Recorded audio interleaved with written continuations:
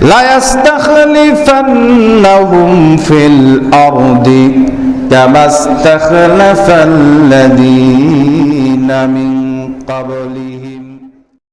জুনায়দ এক মুফতি ইমাম ইবনে তাইমিয়া রাহিমাহুল্লাহকে কাফের ফতোয়া দিয়েছেন, এই সম্পর্কে আপনার মতামত কি? ওয়ালাইকুম আসসালাম ওয়া রাহমাতুল্লাহি ওয়া বারাকাতুহু। ভাই প্রশ্ন করেছেন যে কোনো এক মুফতি সাহেব ইমাম ইবনে তাইমিয়া, শাইখুল ইসলাম ইমাম ইবনে তাইমিয়ার জন্ম 661 হিজরি, মৃত্যু 728 হিজরি।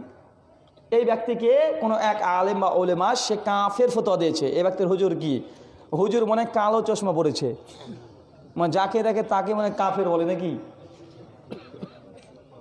ইমাম ইবনে তাইমিয়া রাহিমাহুল্লাহকে কাফের ফতোয়া যারা দিয়েছে ভাই তারা প্রথমত হানাফি হতে পারবে না। আর কেন জানেন?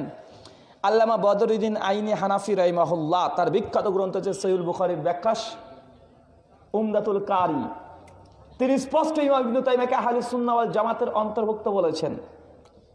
যারা আহলুস সুন্নাহ ওয়াল জামাতের অন্তর্ভুক্ত তারা ইমাম ইবনে তাইমিয়াকে কাফের ফতোয়া দিয়েছে, আমার জানা নাই যে তাকে কেউ কাফের ফতোয়া দিয়েছে। তো হুজুর মনে হয় এই উমদাতুল কারি মনে হয় পড়েনি, তার জন্য ফতোয়া ভুল করে দিয়ে দিয়েছে।